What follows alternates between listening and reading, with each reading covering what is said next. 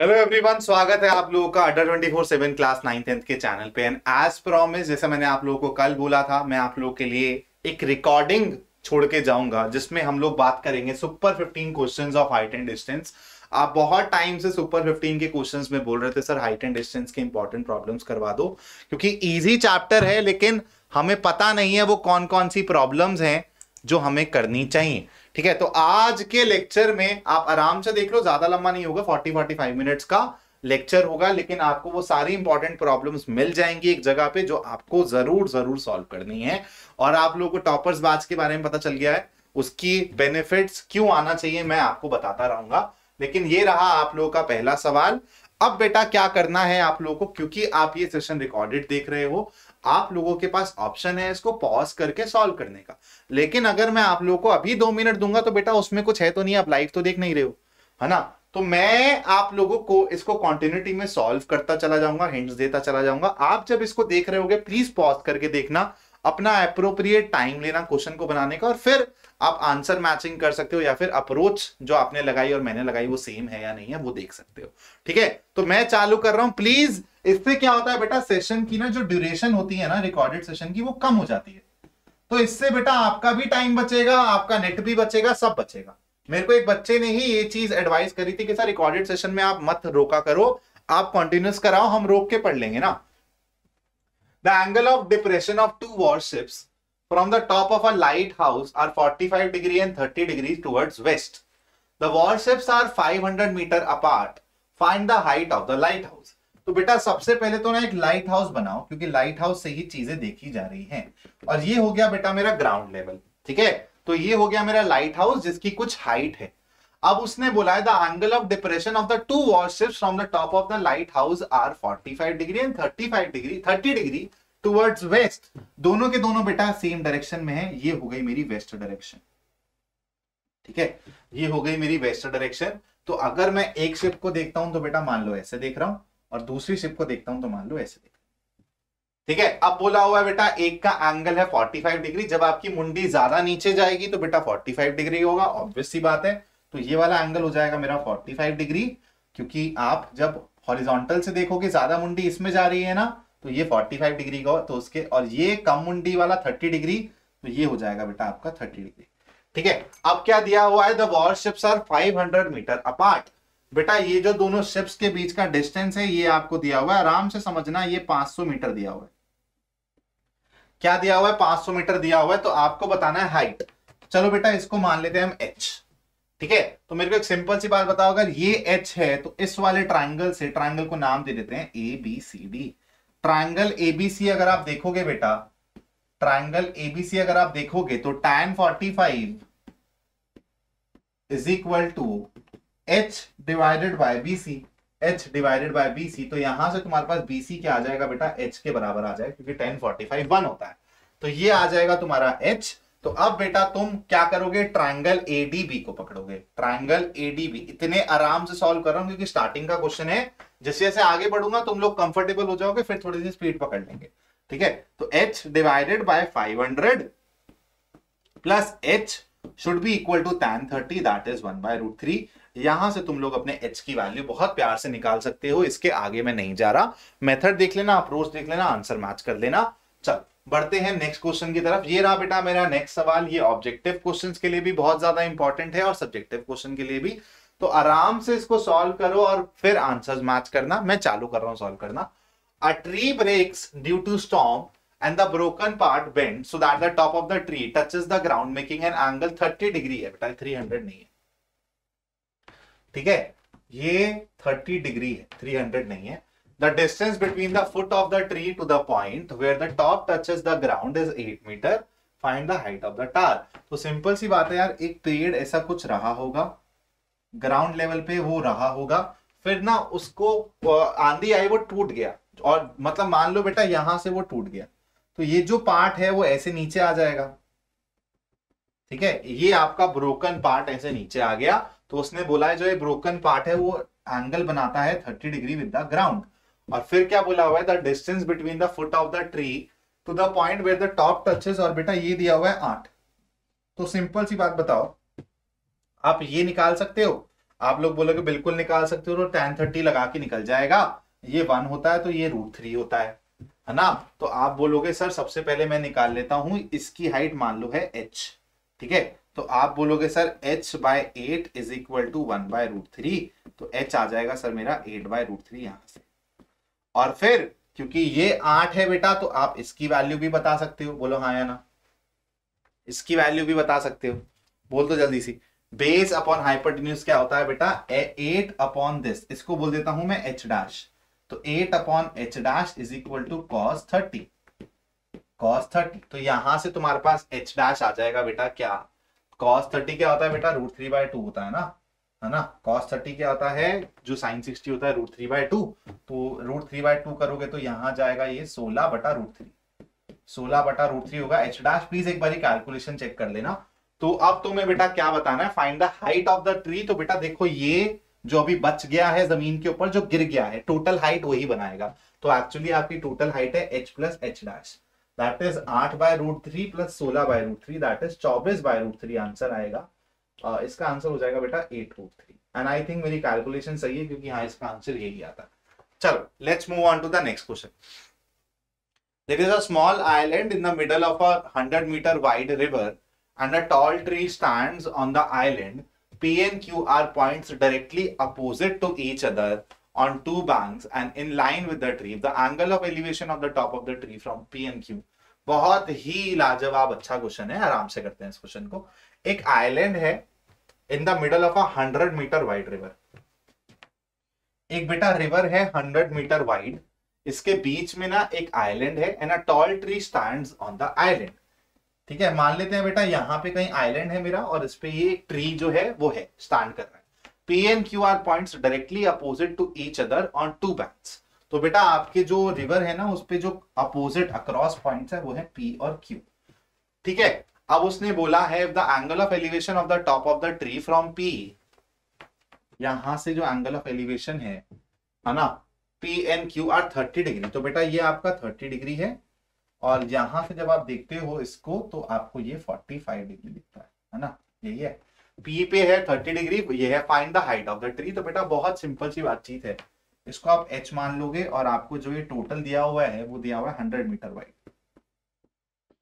ठीक है, 100 metre wide दिया हुआ है। तो बेटा देखो, आप इसको सबसे पहले नेमिंग करोगे, ए पी क्यू हो गया है, तो ऑब्वियस सी बात है गिवन है। ठीक है, ए पी क्यू, और बेटा इसको आप बोल दो कुछ डी। तो आप जब ए डी क्यू को देखोगे, ये भी h होगा, ये 45 डिग्री है तो ये भी h होगा, ये आप लिख कर आओगे, मैं वैसे ही बता रहा हूं। तो ये h हो जाएगा, तो बेटा ये वाला क्या हो जाएगा, 100 माइनस h। तो h बटा 100 minus h should be equal to tan 30, मतलब 1/√3। यहां इस रिलेशन से तुम h निकाल सकते हो बहुत easily. Let's move on to the next question. Next question आप लोगों के सामने आ चुका है, फटाफट से बताइए कैसे करेंगे। A statue 1.6 meter tall stands on the top of a pedestal from a point on the ground. The angle of elevation of the top of the statue is 60 degree, and from the same point the angle of elevation of the top of the pedestal is 45 degree. Find the height of the pedestal. तो बेटा सबसे पहले question की language को decode करेंगे। एक statue है जो 1.6 मीटर टॉल है, वो एक पेडेस्टल के ऊपर, मतलब एक ना टावर टाइप का मान लो, और उसके ऊपर बेटा एक अलग कलर का ना तुम लोग मान लो ये क्या है बेटा, मेरा स्टैचू है, ब्लू वाला मेरा स्टैचू है। ठीक है, अब बेटा देखो यहाँ पे मैंने सबसे पहले बनाया ग्राउंड लेवल। अब क्या बोला, from a point on the ground the angle of elevation of the top of the statue. बेटा टॉप ऑफ द स्टैचू क्या है और टॉप ऑफ द पेडेस्टल क्या है, आराम से देख लेते हैं।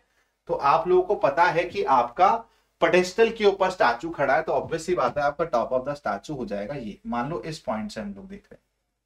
ठीक है, तो ये हो जाएगा बेटा आपका क्या, एंगल ऑफ एलिवेशन कितना दिया हुआ है, 60 डिग्री। ठीक है, and from the same point the angle of elevation of the top of the pedestal. Pedestal कहां है बेटा, जिस पे स्टैचू है, तो ये वाला हो गया आपका टॉप मोस्ट पॉइंट, इसका ये दिया हुआ है 45 डिग्री। ठीक है, the angle of elevation is 45 degree, find the height of the pedestal. और एक आपको इंफॉर्मेशन दी हुई है कि जो ये स्टैचू की हाइट है बेटा, ये है 1.6। ये कितनी है, 1.6। तो चलो यार, अगर मेरा हाइट ऑफ द पेडेस्टल मेरे को निकालना है तो उसको h मान लेता हूं। अगर इसको h मानूंगा तो बेटा ये भी क्या हो जाएगा, बोलो h हो जाएगा 45 डिग्री से। तो अब तुम्हें बचा है 1.6 plus h divided by h should be equal to tan 60 that is √3। यहां से तुम्हारी हाइट निकल जाएगी। इतना बड़ा क्वेश्चन लेकिन हलवा सवाल था। सिर्फ और सिर्फ डायग्राम ढंग से बनाना सीख जाओ, लैंग्वेज ढंग से डिकोड करना सीख जाओ। इस चैप्टर में ऐसा कुछ नहीं है जो तुम्हें कभी फंसा पाएगा। और हाँ, इससे याद आया मुझे टॉपर्स बैच के बारे में। तो अभी तक जो भी बच्चे हमारे साथ नहीं जुड़ पाए हैं, लेकिन आप लोगों की डिमांड है वन शॉट मिल जाए, आप लोग की डिमांड है आपको बहुत सारे इंपॉर्टेंट क्वेश्चंस मिल जाए, चैप्टर वाइज PYQs एग्जाम्पलर के मिक्स वर्कशीट्स मिल जाएं, और आपकी डिमांड है कि सर सैंपल पेपर मिल जाए, तो आपको ये तीनों चीजें मिलेंगी सिर्फ एक बैच में, दैट इज टॉपर्स बैच। और अगर आपको इस बैच में आना है, आपकी फाइनेंशियल कंडीशंस सपोर्टिव हैं कि आप इस बैच में आके अपनी तैयारी को बूस्ट कर सकते हो, तो ये कोड याद रखना Y618 लगा देना, डिस्काउंट मिल जाएगा। चलो इस वाले क्वेश्चन को सॉल्व करो भाई और बताओ क्या आंसर आ रहा है। Two poles of equal heights are standing opposite to each other on the either side of the road, which is 80 meter wide. From a point between them on the road, angles of elevation of their top are 30 degree and 60 degree. Find the height of the poles and the distance of the point from poles. तो बेटा देखो, वही diagram में दम है और language में decode करने में टाइम लगेगा, बस उसको ढंग से कर दो फिर कुछ नहीं बचता है। Two poles of equal heights are standing opposite to each other on the either side of the road. तो बेटा ये मान लेते हैं मेरी रोड है, इसके ईदर साइड पे ना दो पोल्स खड़े हैं, कितना इक्वल हाइट्स के बोला हुआ है, तो दोनों की हाइट सेम है, ठीक है, विच इज 80 मीटर वाइड। तो बेटा जो ये रोड है ना, इसकी जो लेंथ दी हुई है आपको दी हुई है 80 metre. From a point between them on the road the angle of elevation of their tops are 30 degree. तो मान लो बेटा कोई पॉइंट बीच में ऐसा था जहां से आपने इसको भी देखा और इसको भी देखा, ठीक है। तो एक एंगल दिया हुआ बेटा 30 डिग्री, एक एंगल दिया हुआ 60 डिग्री। वैसे तो आप 30 और 60 किसी को भी मान सकते हो, लेकिन डायग्राम से देख के मेरे को बताओ कौन सा 30 होगा कौन सा 60 होगा, कौन सा 30 होगा कौन सा 60 होगा, क्योंकि बेटा दोनों की हाइट सेम है ना। तो आप इससे जितना दूर चले जाते रहोगे उतनी आपको मुंडी कम उठानी पड़ेगी। तो एक्चुअली ये वाला आपका 60 डिग्री होगा और ये वाला आपका 30 डिग्री होगा। बेस से जितनी दूर जाओगे उतना एंगल छोटा होता चला जाएगा। Find the height of the poles and the distance of the point from the poles. तो मान लेते हैं बेटा ये h है, तो ये भी h होगा, ये h होगा। तो बेटा आप मेरे को सिंपल सी बात बताओ, ये किसके बराबर होगा। आप बोलोगे बहुत सिंपल सी बातचीत है, अगर सर इसको आप इस वाले ट्रायंगल से निकालोगे तो ये h बाय, इसको बोल देते हैं x, तो h बाय x हो जाएगा सर tan 60 मतलब √3। तो हमारा यहाँ से x निकल कर आ जाएगा h बाय √3, ठीक है। ये निकल कर आ गया बेटा h बाय √3, बोलो हाँ या ना। अब सिमिलरली बेटा अगर ये h है तो यहाँ से भी निकाल लो यार, है ना। तो तुम बोलोगे सर h बाय, इसको मान लो y, जानबूझ के मैं 80 माइनस वो नहीं मान रहा, y मान लो, ये आएगा 1 बाय √3। तो यहां से तुम्हारी बेटा y की वैल्यू क्या आएगी h√3, ठीक है, y की वैल्यू आएगी h√3। अब तुम्हें पता है h√3 जमा h by √3 should be equal to obviously 80। यहां से तुम्हें सबसे पहले h मिल जाएगा, यहां से तुम्हें सबसे पहले h मिल जाएगा, h मिलते ही तुम्हें x और y का पता चल जाएगा, आंसर आ जाएगा। चलो नेक्स्ट क्वेश्चन की तरफ बढ़ रहे हैं। Two ships are approaching a lighthouse from opposite direction. The angle of depression of two ships from top of the lighthouse. तो सबसे पहले लाइट हाउस को इमेजिन करो ऐसा है, और बेटा दो शिप्स ना इसको अप्रोच कर रही हैं फ्रॉम अपोजिट डायरेक्शन। तो बेटा एक चीज अगर ऐसे है, हाइट है किसी चीज की, और उसको अपोजिट डायरेक्शन से अपोज किया जा रहा है, तो आपके जो ये दो शिप्स होंगे क्या वो सेम साइड पे होंगे। सेम साइड से अप्रोच करेंगे तो सेम ही डायरेक्शन में चलेंगे ना, लेकिन उसने बोला हुआ अपोजिट डायरेक्शन, मतलब एक भैया इस साइड से आ रहे हैं, एक भैया इस साइड से आ रहे हैं। ये आपको सोचना पड़ेगा, लॉजिक लगाना पड़ेगा। अब angle of depression of the to ships from the top of the light house. बेटा मान लो कि मेरी एक शिप यहाँ पे, पी शिप यहाँ पर है और क्यू शिप मेरी यहाँ पर है। तो आपने जब इसको देखा, एंगल ऑफ डिप्रेशन देखा यहां से, और इसको यहां से देखा, तो आपने जब P को देखा तो मान लेते हैं आपने 30 डिग्री की मुंडी नीचे करी तो ये हो जाएगा 30 डिग्री की मुंडी ऊपर। यहाँ पे 45 डिग्री की मुंडी नीचे करी तो ये हो जाएगा 45 डिग्री की मुंडी ऊपर, ठीक है। Is the distance between the two ships. बेटा ये चीज अभी हमने इसको ऐसा ही एक क्वेश्चन किया है, ये दिया हुआ है 100 मीटर के बराबर। तो आपको बताना है कि height of the light house बता दो। तो बेटा height of the light house को आप h मान लोगे, बोलो हाँ या ना। इसको आप h मान लोगे तो आपको ये 45 डिग्री देखते ही पता चलेगा कि ये भी h है। तो आपका ये क्या हो जाएगा बेटा, अगेन सेम क्वेश्चन किया है अभी, 100 माइनस h, ठीक है। 100 माइनस h होगा। अब आपको पता है फ्रॉम दिस वाला triangle h divided by 100 minus h should be equal to 1/√3। यहां से अपनी h की वैल्यू निकाल लेना, आंसर आ जाएगा। ठीक है, a man standing on the deck, a man standing, गला खराब हो गया यार, a man standing on the deck of a ship which is 10 meter above water level observes the angle of elevation of the top of a hill has 60 degree and the angle of elevation of the base of a hill as 30 degree. Find the distance of the hill from the ship and the height of the hill. तो बेटा एक ना आदमी है जो कि एक ship पे खड़ा है, मान लो ये मेरा ग्राउंड लेवल है, ठीक है, मान लो ये मेरा ग्राउंड लेवल है, ग्राउंड लेवल को थोड़ा सा और नीचे बना देते हैं, मान लो बेटा ये मेरा ग्राउंड लेवल है, ठीक है, this is my ground level. अब बेटा एक आदमी है जो सी लेवल से ना 10 मीटर ऊपर खड़ा है, क्योंकि वो एक शिप पे खड़ा है, ठीक है, तो एक आदमी बेटा 10 मीटर की हाइट से देख रहा है, इस वाले लेवल पे मेरा आदमी है, यहां से बेटा वो एंगल ऑफ एलिवेशन देखता है हिल का, मान लो बेटा मेरा हिल ना कहीं पे यहां पर है, ठीक है, तो ये हो गई बेटा मेरी हिल की हाइट, है ना, हिल की हाइट, मान लो ऐसा कोई मेरा हिल है, ये मेरा एक पेड़ टाइप का है, ये मेरा एक हिल है, तो आप समझो कि यहां से जब मैं इसको देख रहा हूं तो ये हो जाएगा मेरा angle of elevation. Angle of elevation कितना दिया हुआ है बच्चों, 60 डिग्री दिया हुआ है ना, क्या दिया हुआ है, 60 डिग्री दिया हुआ है, ये बोल दिया, and the angles of depression of the base of the hill as 30 degree. तो बेटा बेस क्या है मेरा हिल का, ये है, तो आपको यहां से एंगल ऑफ डिप्रेशन क्या दिख रहा है, जल्दी बोलो, 30 डिग्री दिख रहा है। तो एक्चुअली ये वाला एंगल मेरे को, अगर मैं इसको ब्लू से मार्क कर देता हूं, तो ये वाला एंगल बेटा 30 डिग्री दिया हुआ है।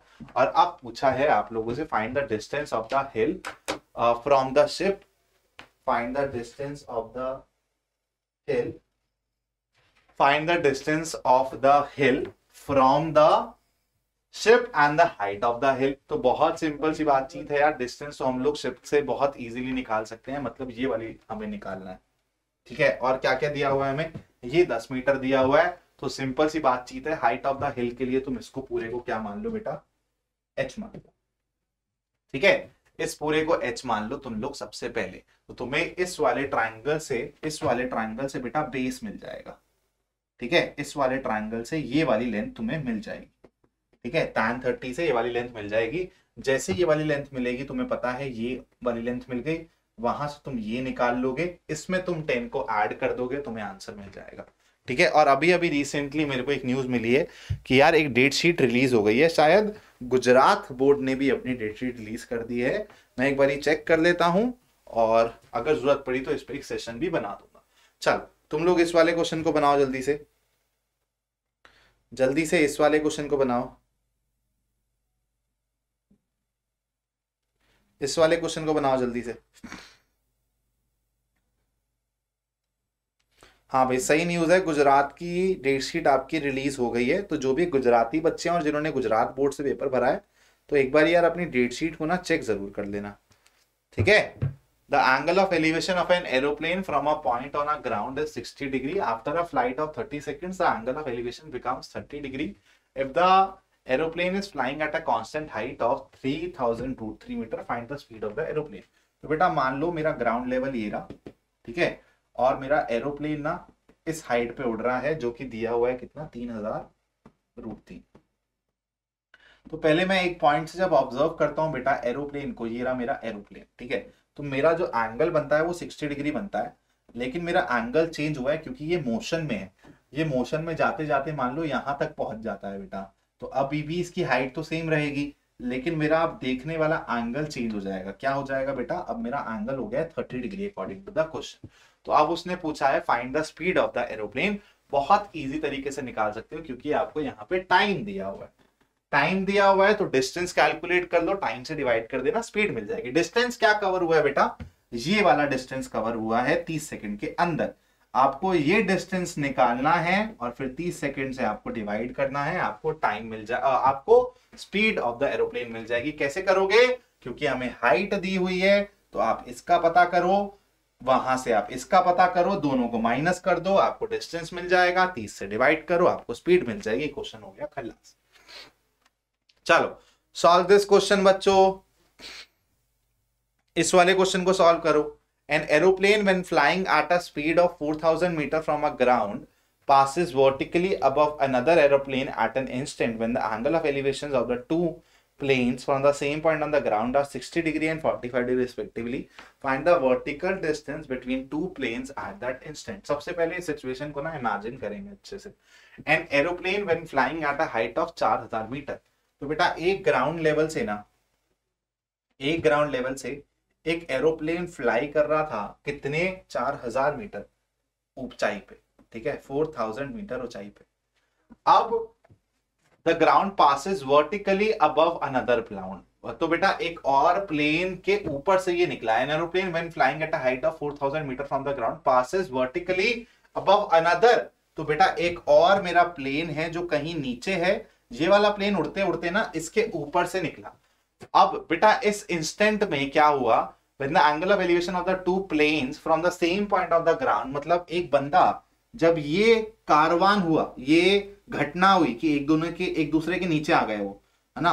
तो यहां से जब ऑब्जर्वर ने देखा और यहां से जब ऑब्जर्वर ने देखा तो उसके एंगल्स क्या बने बेटा, ऑब्वियस सी बात है ऊपर वाले के लिए उसको ज्यादा मुंडी उठानी पड़ेगी. तो ये वाला एंगल हो जाएगा बेटा मेरा क्या, 60 डिग्री, ठीक है. और जो मेरा ये वाला एंगल हो जाएगा बेटा, छोटे वाला एंगल हो जाएगा, ये हो जाएगा क्या, 30 डिग्री, ठीक है. यही बोला हुआ ना, 30 नहीं सॉरी 45 डिग्री. क्या हो जाएगा बेटा, 45 डिग्री. तो अब देखो सिंपल सी बातचीत है, find the vertical distance between the aeroplanes and that moment. तो बेटा देखो सिंपल सी बात है, पूरी हाइट वो है 400, तो let us assume this as h. ये हो जाएगा h. तो बेटा ये भी मेरा क्या हो जाएगा, h फ्रॉम 45 डिग्री वाला ट्राइंगल. ये h हो जाएगा. तो बेटा मेरा पूरा क्या हो जाएगा, आप लोग बताओ जल्दी से. तो आप लोग बोल सकते हो कि ये 60 डिग्री है. तो आप यार यहां से बहुत इजीली निकाल सकते हो कि 4000 बटा जो भी आपका h आया है, ठीक है, should be equal to tan 60 that is √3.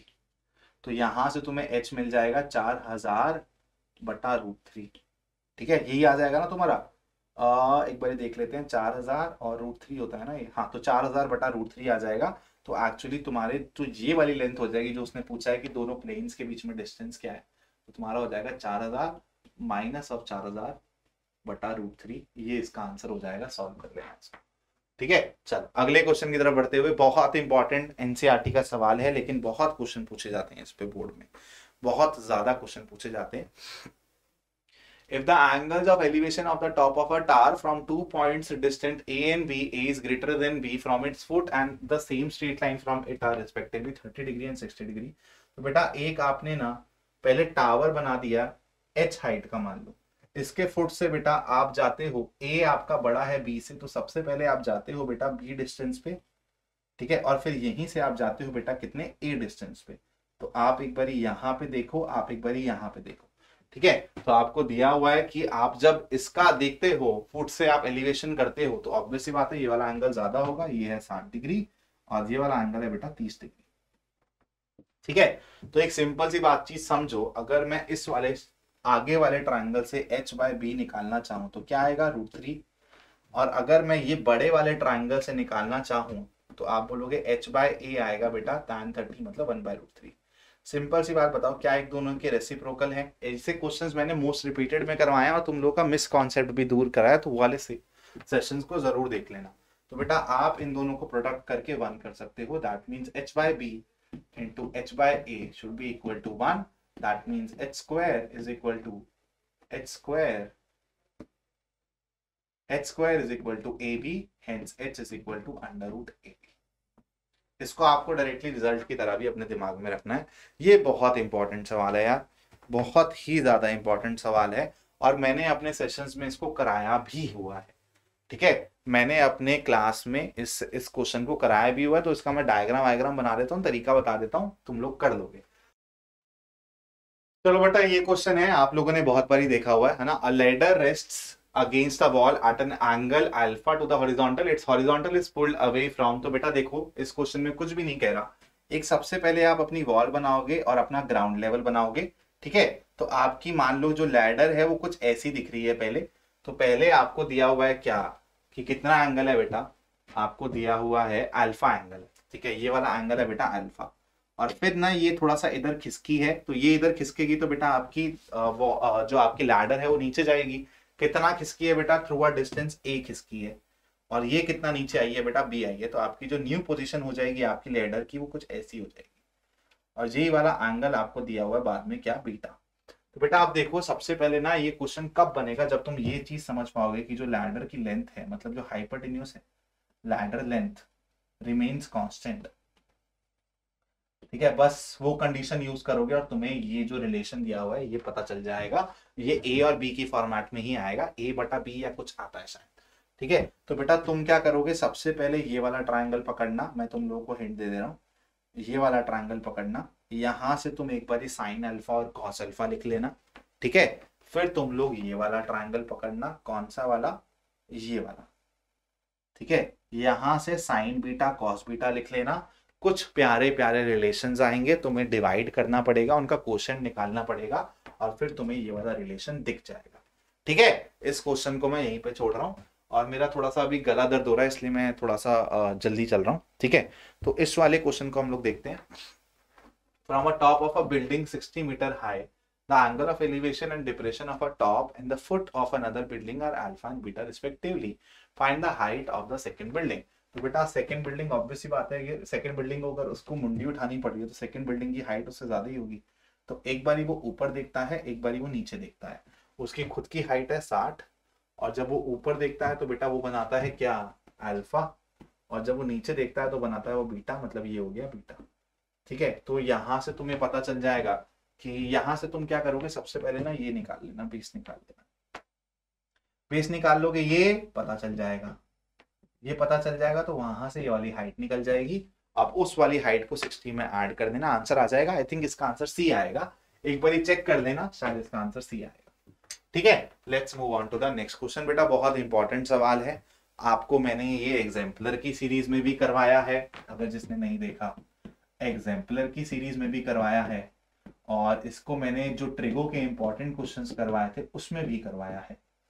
दोनों जगह ये वाला क्वेश्चन का मैंने मेंशन किया है। If the angle of elevation of a cloud from a point h metres above a lake is alpha and the angle of depression of its reflection in the lake is beta, prove that the height of the cloud. तो बेटा सबसे पहले ना तुम क्या करोगे, ground level मानोगे जिसके ऊपर ये लेक लेवल है, मतलब ग्राउंड लेवल है, यहां से h मीटर अबव एक क्लाउड है, ये आपका क्लाउड है बेटा जो यहां से h मीटर ऊपर है। ठीक है, h metre above a lake, if the angle of the cloud from a point h metre above a lake is alpha, h metre above a lake, ये गलत कर दिया बेटा, ये गलत कर दिया। हाइट आपको क्लाउड की नहीं दी हुई, उस पॉइंट की दी हुई है जहां से आप इस क्लाउड को देख रहे हो। तो एक्चुअली बेटा यहाँ पे कहीं पॉइंट होगा आपका h मीटर ऊपर, जहां से आप इसका एंगल ऑफ एलिवेशन देख रहे हो, तो आपको मिल रहा है वो अल्फा। ठीक है, और फिर इसी की रिफ्लेक्शन देख रहे हो बेटा, ध्यान रखना जितना ये पानी के ऊपर होगा उतना ही पानी के नीचे आपको क्या मिलेगी, इसकी रिफ्लेक्शन मिलेगी। तो यहां से जब आप इसको देखोगे तो ये वाला एंगल आपको दिया हुआ है किसके बराबर बेटा, बीटा के बराबर। ठीक है, ये वाला एंगल आपको दिया हुआ है बीटा के बराबर। तो अब आपको बताना है कि हाइट ऑफ द क्लाउड क्या होगी।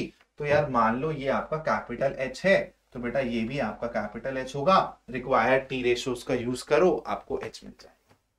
ठीक है, रिक्वायर्ड टी रेशियोज का यूज करो, H मिल जाएगा। या फिर आप इसको H मान के इसको कुछ और भी मान सकते हो, इसको Y मान लो, तो H प्लस वाई ऊपर है तो नीचे भी H प्लस वाई होगा, वहां से भी तुम्हारा ये रिलेशन बहुत इजीली आ जाएगा। ठीक है, चलो यार अब दो क्वेश्चंस मैं तुम लोगों को खुद बनाने के लिए दे रहा हूँ, इसको तुम होमवर्क में कर देना। आई एम सॉरी, मेरा थोड़ा सा गले की ना बैंड बज गई है तो इसलिए मैं ना ये छोड़ के जा रहा हूँ, वरना मैं सारे करवा देता। लेकिन अगर तुम्हें दिक्कत होगी तो कमेंट्स बॉक्स में डाल देना, मैं पक्का इनको सॉल्व करके तुम्हें बता दूंगा। ठीक है, तो ये दो क्वेश्चंस तुम लोगों के लिए होमवर्क है। अब मैं तुम लोगों को मिलूंगा नेक्स्ट दिन, लाइव आऊंगा, टेंशन मत लेना, सिर्फ एक दिन की छुट्टी ली है आपके सर ने, नेक्स्ट दिन अवेलेबल होऊंगा, रॉकी भाई के सेशंस भी आएंगे रेगुलरली। चलो बाय बाय बच्चों, take care and all the best, keep learning.